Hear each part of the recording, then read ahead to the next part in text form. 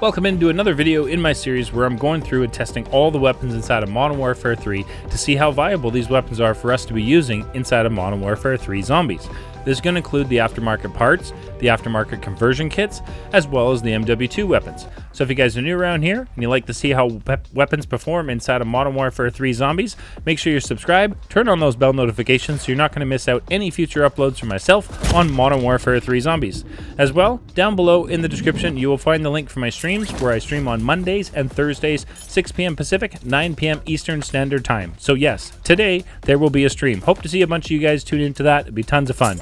Now in today's video, we're going back as I was ill, so we're going back to the week 5 weekly challenges, and you need to unlock 5 of these challenges in order to open up the Sledgehammer, which I have gone ahead and done. So today, I'm super excited to be able to run through all 3 tiers, taking on bounty contracts all the way through using the Sledgehammer to see just how viable this is for us to be using inside of our Modern Warfare 3 Zombies games. So hopefully by the end of today's video, you have a really good feel on how the Sledgehammer performs inside of Modern Warfare 3 Zombies, and whether or not it's going to be a weapon that's going to be viable for you to be using inside of your Modern Warfare 3 Zombies games. As well, I do want to mention about the Black Ops 6 giveaway. I have selected the winner, and I just want to mention there has been a whole bunch of spam DMs sent to me with numerous of people claiming to be the winner. However, I have a verification step in place to ensure that the winner is verified and it is the actual winner of the prize. So the verification will be sent out today, and the prize of Black Ops 6 Standard Edition will be claimed tomorrow by the verified winner. Just to let you all know, so that's the solution to the BO6 giveaway. We're going to verify the winner and then provide the verified winner with the prize. So again, lots of fun today. I was really enjoying using the Sledgehammer. So without further ado, let's get to the Sledgehammer review video today.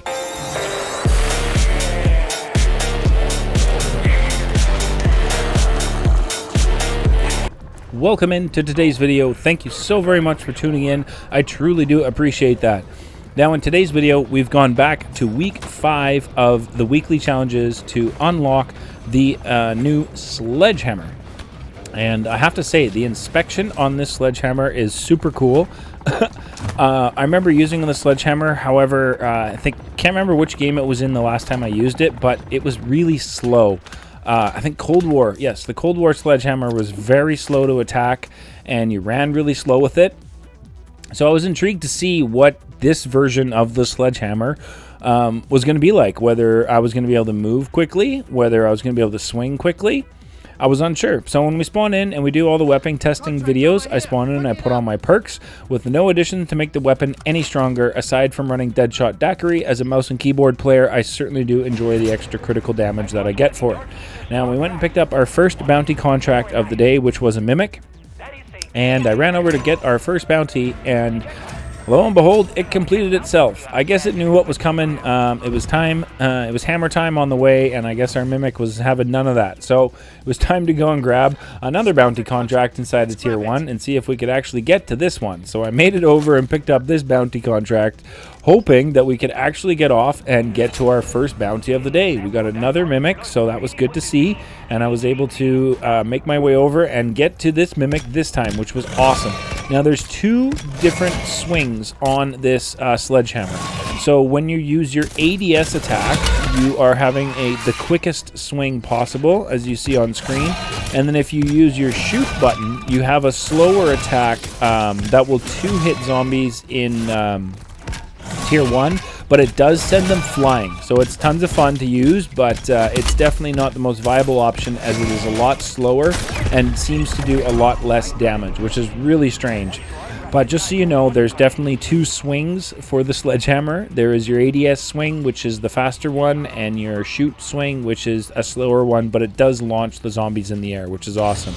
So the next thing to do was to visit Pack-a-Punch machine, melee it to keep the camo on there, and then use the Pack-a-Punch machine to increase the damage output on this Sledgehammer to pack level 1. And then it was time to find another bounty contract inside of tier 1 to see what kind of a difference we're looking at here by going from, you know, white rarity with no additions to the weapon at all, and then keeping it white rarity, no ammo mods and no tools, and then just pack-a-punching it.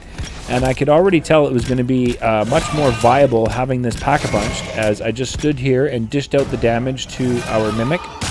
I was feeling pretty confident at this point with the damage I was seeing that the Sledgehammer was able to do. And you can see with the quick attack, it's just, you know, whack, whack, whack, whack away, and you're able to finish off your bounty contracts. So I was having tons of fun using this for sure. Like, this is definitely a fun weapon to use. Maybe not the most practical and the most viable weapon to be using inside of Modern Warfare 3 Zombies, that's for sure. But, I mean, it is definitely a fun one. So seeing the damage output increase just by going to Pack-a-Punch, I wanted to throw on a tool, so I brought in my legendary tool and Napalm Burst, and I wanted to see with another bounty inside of Tier 1, can we maybe, you know, one swing a bounty contract inside of Tier 1, being Pack 1 Legendary with Napalm. And on our way, Hammer Time again got to our bounty, and he eliminated himself before I was able to get there. Made it over, checked out the free loot, which wasn't anything fantastic. So the next thing to do was try and grab another bounty contract and hope and pray that this one didn't eliminate himself before we were able to test out Hammer Time on our bounty contract. So we went up, made it over, and picked up the bounty contract. It was a Mimic. Again, we're getting a lot of Mimics inside of Tier 1. And you can see here just how, I think it was 2 swings or 3 swings with the Pack 1 Legendary Sledgehammer inside of Tier 1. And I was able to just basically instant delete that bounty. So that was awesome. I was really excited to push forward, keeping the damage output where we were, Pack 1 Legendary with Napalm, and get into Tier 2 and grab ourselves another bounty contract to see, you know, what kind of damage we're going to be doing at Pack 1 to a Tier 2 bounty with this Sledgehammer, because I was really intrigued. I mean, that first and final bounty we did inside of Tier 1 was like 2 hits, maybe 3. So I was thinking that we might be able to do some decent damage to a bounty inside of Tier 2 being Pack 1 Legendary. And I was, you know, not far off right here. We got about halfway through our bounty's health right there, so it wasn't too bad. And then it was time to plate up, back up, and take another swing, get back in the ring, and go back to the fight with our Mimic bounty contract. And again, like I said, I was feeling pretty confident, you know, whacking away at our Mimic here, because I could see the health bar depleting with each, you know, whack I was hitting on the Mimic. Of course, you're going to get the maximum damage when you're able to hit a critical shot with the Sledgehammer on your bounty contracts, which can be a bit of a struggle. I agree with these Sledgehammers. There was one of the unstable rift pillars right there that you needed dead wire for, and then it was off to visit Pack-a-Punch, increase the output damage on the Sledgehammer again up to Pack-a-Punch level 2, which we did. And then it was time to grab our another bounty contract inside of Tier 2, because I was curious to see how this was going to perform on bounty in Tier 2 now that we are double pack Legendary with Napalm, based on the Tier 1 bounty that we did at Pap 1 Legendary. And it was much the same. I think it took maybe 6 swings here opposed to the 2 or 3 it took in Tier 1. So at this point, I was really intrigued to move into Tier 3 and see what we can do. And this is where things made a turn for the worst. So we made it into Tier 3, visited the Pack-a-Punch machine, got the rest of the perks that I needed.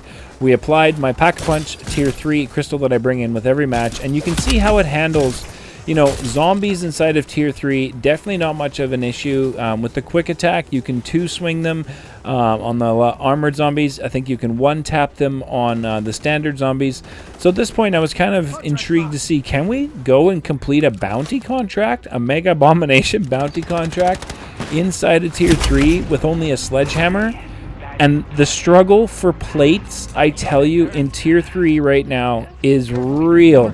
I was feeling it today in this run like you wouldn't believe.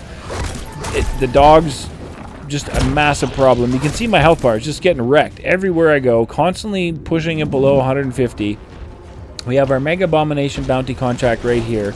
I wanted to see if I could get some attacks in on him, but, you know, there's just so much riffraff around. And I can tell you, a sledgehammer is definitely not a viable weapon for crowd control. Oh my. Yeah, because when you melee with the quick attack, the sledgehammer will try and ADS towards like the next closest zombie. So if you do that with crowd control, you can, you know, end up ADSing down on a zombie that was in the middle of the crowd, and then you get sucked in and it's game over. And then I noticed that these rituals were here, and I figured, well, I could hit that one. I wasn't able to hit that one with the thermite. So I was like, okay, well, we're not doing a ritual. I was trying badly and quickly, as much as I could, and desperately to get over here and grab decoys.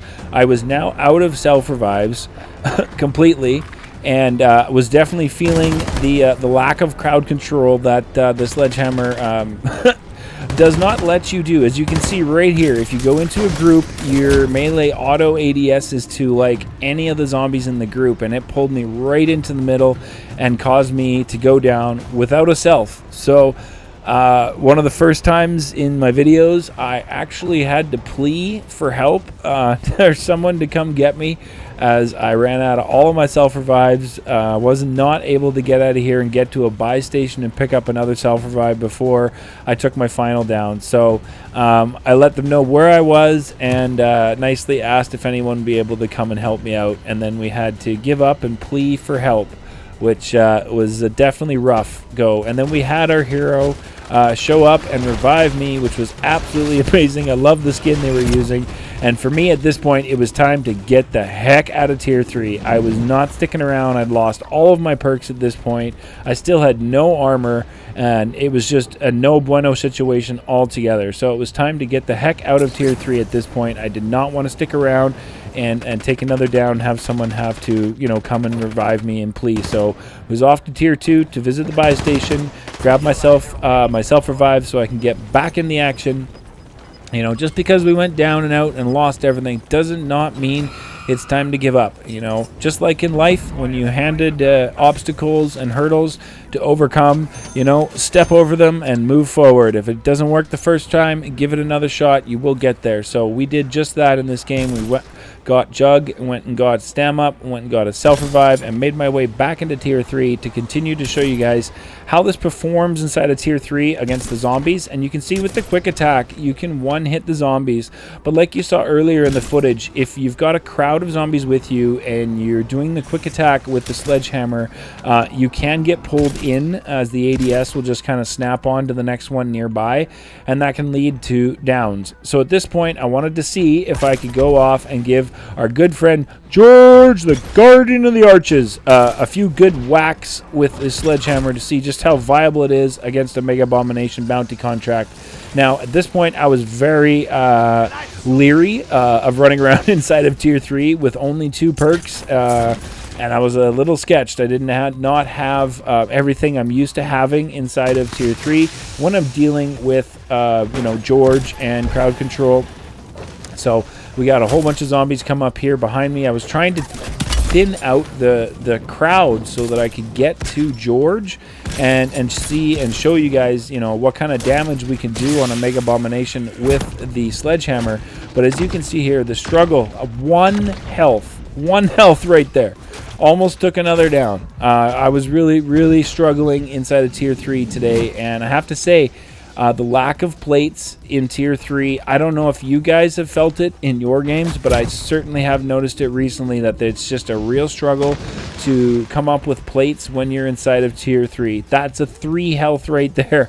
Like, holy smokes, we are running on the edge right now. Trying to get plates is what I was trying to do, was, you know, take out the one zombie in front of me that might have been armored. Hopefully he'll drop a couple plates. I can go ahead and put those on and then make my way back over to Zhorde and get in a couple swings, a couple whacks, and show you guys the damage that we're able to do. But the ability to find armor plates off zombies that you've killed or that are just sitting around inside of tier 3 has been a recent struggle that I've noticed for sure inside of Modern Warfare 3 Zombies. Let me know if you guys have noticed that as well down below in the comment section, because it's definitely something that I have felt. So I managed to come back down here and grab a couple more plates, which is awesome. Now, without Flopper and all of my perks, these dogs are absolutely terrifying, especially when I don't have armor plate. Absolutely terrifying. But you can see the Disciple there. We were able to get 2/3 of his health down in a couple shots. That was definitely, you know, showing me the strength that the Sledgehammer has at max damage output inside of tier 3 is definitely something where it can handle, you know, HVTs. It can definitely handle zombies. But I mean, as you've seen in the footage, when you get a crowd of zombies together with the Sledgehammer, you got to be careful because you can ADS into the Horde, and that can be the end of you in a very quick millisecond. We had a Disciple around here beefing up our zombies, but you can see even a Disciple zombie takes just a couple swings with the Sledgehammer and he's done. And there again, the melee attack got me. I took another down. That was my last self-revive. I saw the tear inside of tier 3, and I was like, that's it. It's time to go. I hate to let you all down and not be able to complete a bounty contract inside of tier 3 or take out a mega abomination inside of tier 3, but today was a struggle to get plates. I definitely feel like overall my thoughts and feelings on the Sledgehammer is it's something that can be viable to be used if you can isolate something. So an HVT, a bounty contract, a couple zombies. It's definitely something that's going to be a viable option for that. I feel like golden armor plates with this is definitely going to be a huge help. But let me know what your thoughts and feelings are on the Sledgehammer inside of Modern Warfare 3 Zombies in the comments down below. Now, I'd show you the weapon build, but there is none because I can't put any attachments on the Sledgehammer. So let me know down below what your favorite camos are in the comments, as we're running this camo here. It is found under all camos, under Poison Frogs, and if you scroll over to the right, you will find it right here. So thank you all so much for tuning in, and we'll see you guys in the next one.